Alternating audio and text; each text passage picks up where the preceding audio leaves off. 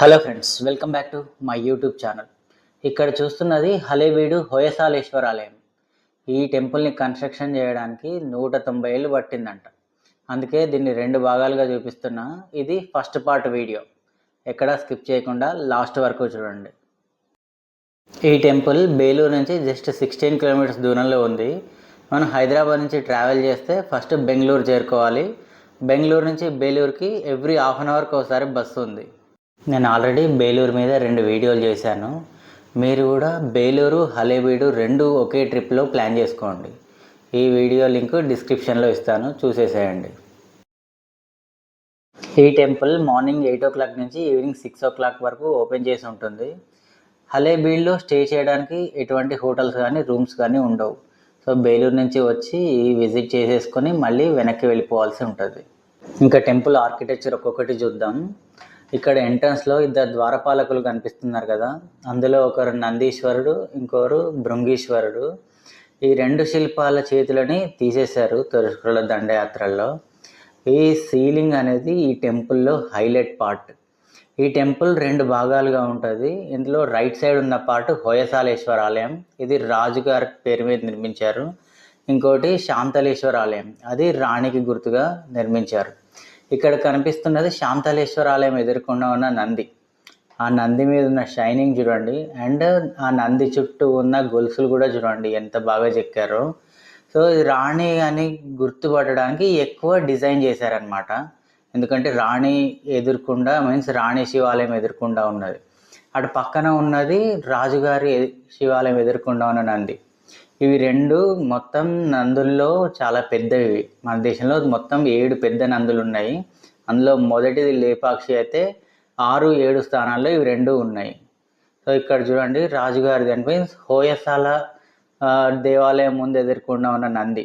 So దీనికి ఈ design, ఈ గొలుసులు అవి చాలా తక్కువగా ఉంటాయి. ఈ టెంపుల్ని కూడా 11 భాగాలుగా చెక్కారు. ఫస్ట్ పార్ట్లో ఏనుగులను చెక్కారు. ఏ 2 ఏనుగులు ఒకే విధంగా చెక్కలేదు. అండ్ సెకండ్ లెవెల్లో ఈ హోయసాలలో యాంబులంని చెక్కారు. ఇది వాళ్ళ వీరత్వానికి సింబల్. అండ్ నెక్స్ట్ థర్డ్ లెవెల్లో అన్ని ఫ్లవర్స్ని చెక్కారు. ఈ ఫ్లవర్స్ అనేది వాళ్ళ ఆర్ట్ అట్లాగే క్రియేటివిటీని రిప్రజెంట్ చేస్తుంది. అండ్ ఫోర్త్ లెవెల్లో అన్ని హార్సెస్ అట్లాగే ఆ వారియర్స్ సింబల్స్ ఉన్నాయి. మీన్స్ వాళ్ళు గెలిచిన యుద్ధాలని ఇవి రిప్రజెంట్ చేస్తాయి. అట్లాగే ఫిఫ్త్ లెవెల్లో మళ్ళీ ఫ్లవర్స్ ఉన్నాయి. ఆ తర్వాత మహాభారత కాలానికి, రామాయణ కాలానికి సంబంధించిన శిల్పాలను ఇక్కడ చెక్కారు. చూడండి వాళ్ళకు ఇతిహాసాల మీద ఉన్న గ్రిప్ని ఇవి రిప్రజెంట్ చేస్తాయి. అండ్ ఆ తర్వాత కూడా ఒక శిల్పాన్ని చెక్కారు. ఇది మకర శిల్పం. 7 జంతువులను కలిపితే ఈ శిల్పం ఏర్పడుతుంది. ఆ పై భాగంలో బ్రహ్మదేవుని వాహనమైన హంసలను చెక్కారు. ఈ పై భాగంలో ఇంకా ఇతిహాసాలకు సంబంధించిన శిల్పాలు శివుడు, విష్ణువు, బ్రహ్మ, వినాయకుడు ఇట్లాంటి శిల్పాలన్నీ చాలా పెద్దవి చెక్కారు. చిన్నవి కాకుండా పెద్దవి చెక్కుకుంటూ వెళ్ళారు. ఇవి చాలా బాగున్నాయి చూడడానికి. ఇట్లా మొత్తం 11 భాగాలుగా ఈ టెంపుల్ కనిపిస్తుంది. ఒకసారి వానర్లు పెట్టుకున్న క్యాప్ లాంటి వాటిని చూడండి. ఇప్పుడు మనం డైలీ వాడే హెల్మెట్లు లేదా మంకీ క్యాప్ల మాదిరిగానే ఉంటాయి. సో ఇక్కడ కొత్తవి ఏమీ లేదు. మనం ఏవైతే కొత్తవి అనుకుంటున్నామో ఇవి ఎప్పుడో వాళ్ళు వాడేసినవి. ఇది నాట్య గణపతి శిల్పం. అది కింద ఎలుక, పైన చిత్రము. సో నాట్యం చేస్తున్నట్టుగా చెక్కారు. ఇక్కడ చూస్తున్నది బ్రహ్మదేవుడి శిల్పం, ఆయన వాహనమైన హంస. ఆ పక్కనే మరో గణపతి. గణపతి వివిధ అవతారాలు ఉంటాయి కదా, అది నాట్య గణపతి, ఇది మరొక గణపతి. సో అండ్ పక్కనే ఉమామహేశ్వరుల శిల్పం. ఇక్కడ చూడండి పార్వతీదేవి కింద ఉన్నది వాహనం.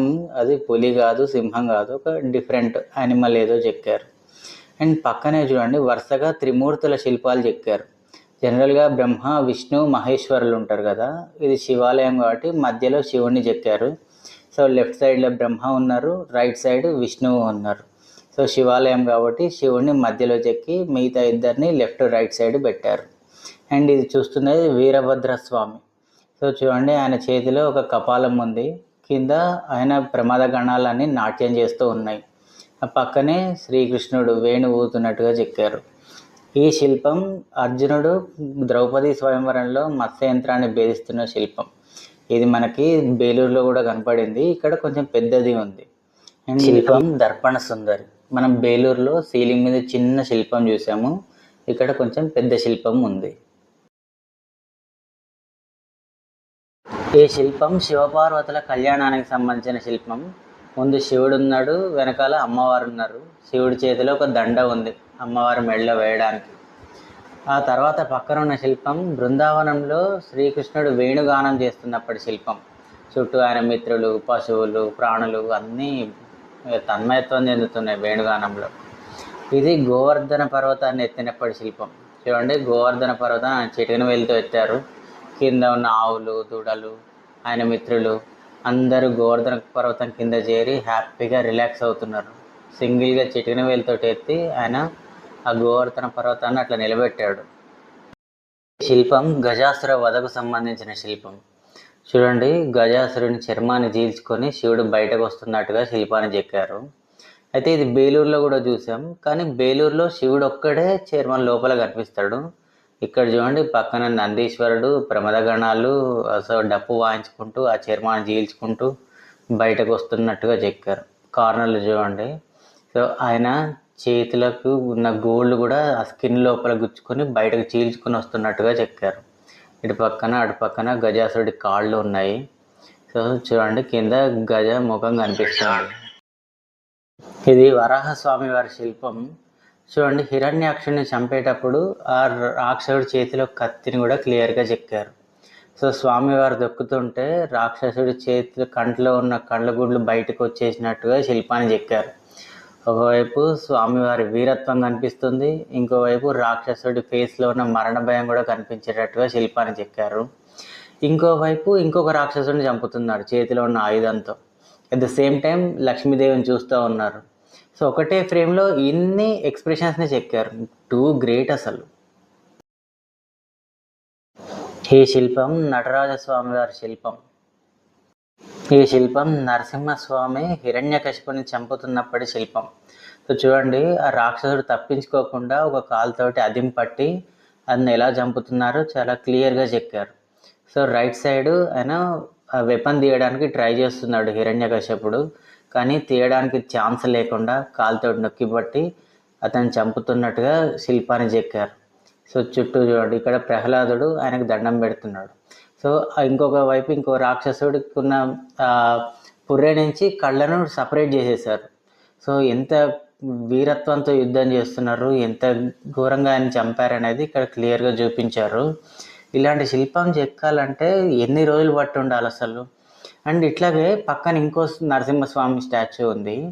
ఈ రెండు శిల్పాల్లో తేడా క్లియర్గా చూపించారు. ఇక్కడ చూడండి, స్వామివారు చాలా సింపుల్గా నవ్వుతున్నట్టుగా శిల్పాన్ని చెక్కారు. సో అక్కడ వేరే రాక్షసుడి కంటిని పైకి లాగుతున్నట్టుగా శిల్పాన్ని చెక్కారు. ఇక్కడ పేగులు లాగుతున్నట్టుగా చెక్కారు. అండ్ ఒకే నరసింహస్వామి శిల్పాన్ని రెండు రకాలుగా చెక్కారు.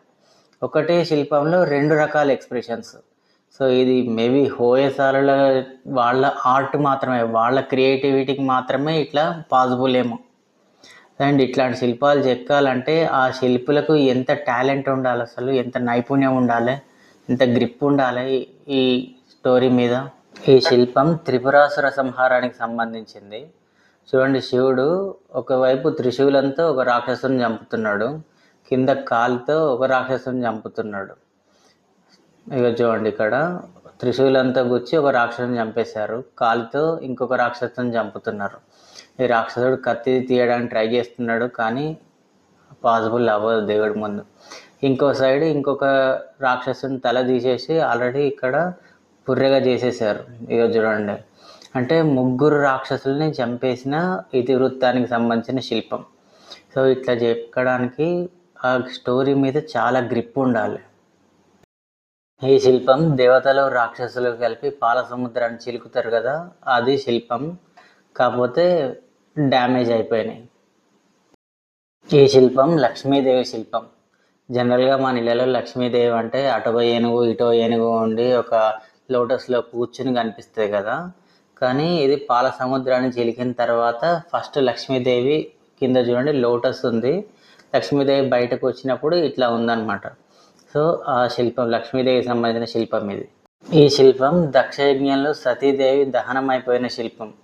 దక్షుడు పిలవకపోయినా దక్ష యజ్ఞానికి వెళ్ళి సో అవమానిస్తే అగ్ని రగిల్చుకొని ఆవిడ దహించుకుపోతుంది. ఆ తర్వాత వీరభద్రుడు వెళ్ళి దక్ష యజ్ఞాన్ని నాశనం చేసి సో ఈ స్టోరీ అంతా మనకు తెలుసు కదా. అదే ఇక్కడ శిల్పం రూపంలో చెక్కారు. ఈ శిల్పం గరుత్మంతుడు తన తల్లికి దాస్య విముక్తి కల్పిస్తున్నప్పటి శిల్పం.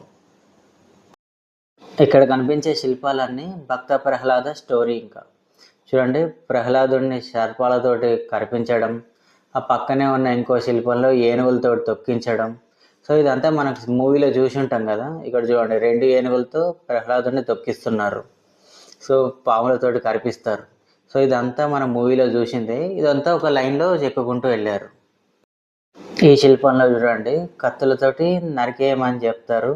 సో ఆ హిరణ్యకశిపుని భటులంతా ప్రహ్లాదుని తీసుకొచ్చి కత్తులతోటి నరికి చంపుతామని బెదిరిస్తూ ఉంటారు. సో ఇంత స్టోరీ అయిన తర్వాత ఇది ఫైనల్ స్టోరీ, హిరణ్యకశిపుని చంపేయడం, అది పొట్ట చీల్చి.